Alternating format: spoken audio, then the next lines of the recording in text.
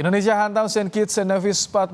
Apa saja yang jadi catatan? Kita akan bahas bersama dengan analis sepak bola M. Kusnaini. Assalamualaikum, selamat malam Bung Kus. Waalaikumsalam, selamat malam Mas Baim. Ini bisa jadi debut manis bagi seorang Herdman. Tapi kalau misalkan Anda melihat secara general, catatan Anda di pertandingan malam hari ini apa saja Bung Kus? Iya, ini memang pertandingan yang seperti yang pernah saya katakan dirancang sedemikian rupa supaya ini menghasilkan debut yang baik ya.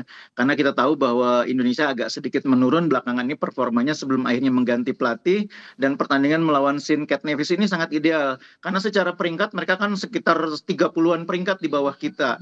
Lalu kualitas pemain juga terlihat masih di bawah kita. Sehingga di pertandingan ini terlihat pemain kita cukup menguasai permainan, cukup dominan, bahkan menangnya juga cukup telak. Jadi ini memang debut yang menurut saya sejak awal disiapkan supaya bisa menghasilkan permainan yang baik, menghasilkan hasil yang positif untuk memberi awal yang tepat bagi era kepelatihannya John Herdman. Oke. Ini saya pikir sudah sesuai dengan apa yang diharapkan oleh publik. Kita main cukup bagus, kita mencetak 4 gol dan menang. Oke.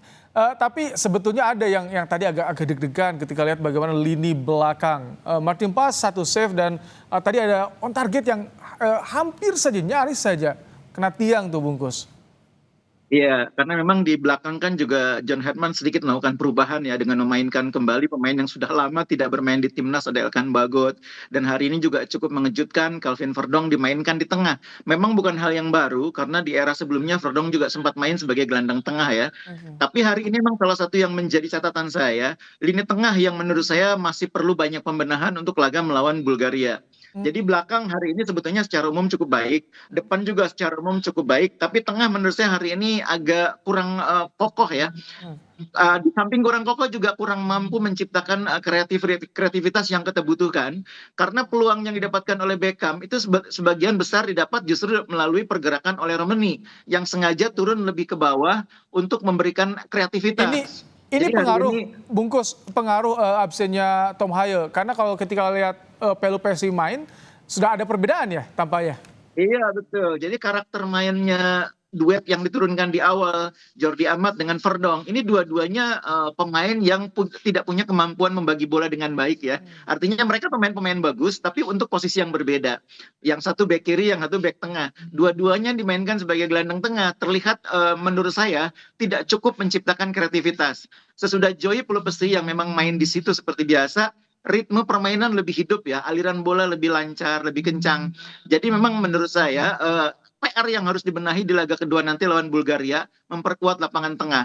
Tapi memang pada dasarnya hari ini Coach Herdman ingin melihat semua pemain. Jadi di pertandingan per awal tadi, dia sengaja tidak menurunkan seluruh pemain starter, karena dia tahu kualitas lawan seperti apa, dan dia juga ingin melihat kemampuan pemain yang ada untuk persiapan menghadapi laga sebenarnya lawan Bulgaria. Oke. Jadi ini memang semua sudah disiapkan, diskenariokan oleh Coach Herdman supaya sesuai dengan kebutuhan tim. Oke, kalau melihat tadi kedalaman skuad, ya ini positif ya bagi timnas Indonesia? Sebetulnya tidak sepenuhnya positif karena kita tahu ketika tidak ada Tom Haye di tengah itu unsur kreativitas agak berkurang. Tidak ada Tom Haye, tidak ada Joy Pelupesi, kita masih agak sedikit lemah di tengah ya. Di depan oke lah, hari ini Sananta tidak terlalu optimal, tapi begitu Zylstra masuk dia bisa memanfaatkan peluang menjadi gol. Sananta juga harus berbenah di pertandingan berikutnya ya, harus lebih cepat beradaptasi dengan irama dan game plan yang disiapkan oleh Coach Oke. Herdman. Karena menurut saya tadi yang tidak terlalu optimal di samping lini tengah juga Sananta sebagai target man. Oke, ini untuk lawan Bulgaria, apa yang harus dimaksimalkan oleh timnas ini? Ya, jadi yang pertama, skenario-nya pasti akan berbeda. Game plan-nya akan berbeda, line up-nya akan berbeda. Kita akan melihat line up yang berbeda dibanding laga hari ini. Dan di laga kedua lawan Bulgaria itu menurut saya adalah line up terkuat yang kita punya. Kelvin Verdong mungkin akan kembali main di back kiri. Kemudian di babak pertama, ya jadi ada beberapa perubahan Mas. Karena memang di pertandingan lawan Bulgaria nanti kita menghadapi lawan yang jauh lebih kuat.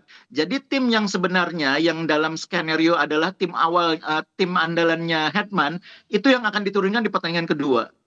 Termasuk duet Elkan Ijes. Ya hari ini menurut saya Elkan belum mendapatkan tantangan yang sebenarnya ya, karena lawannya memang tekanannya agak kurang ya. Seperti kita tahu kan memang level peringkatnya juga berbeda, kualitas pemain juga berbeda. Jadi tantangan sebenarnya di laga kedua nanti kita belum tahu apakah Elkan main sejak awal. Saya cenderung melihat mungkin Justin Hubner yang akan bermain sejak awal bersama Rizky Ridho dan tentu saja Jai Ijes di tiga belakang ya. Kalau Elkan mungkin di pertandingan kedua nanti bisa jadi salah satu opsi.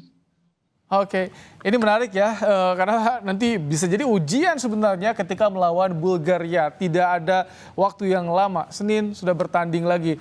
Terima Iya, kasih Bung Gus untuk ulasannya baik dan Ibrahim. juga pandangannya soal Timnas hari ini. Kita nantikan hari Senin bagaimana permainan Timnas. Iya.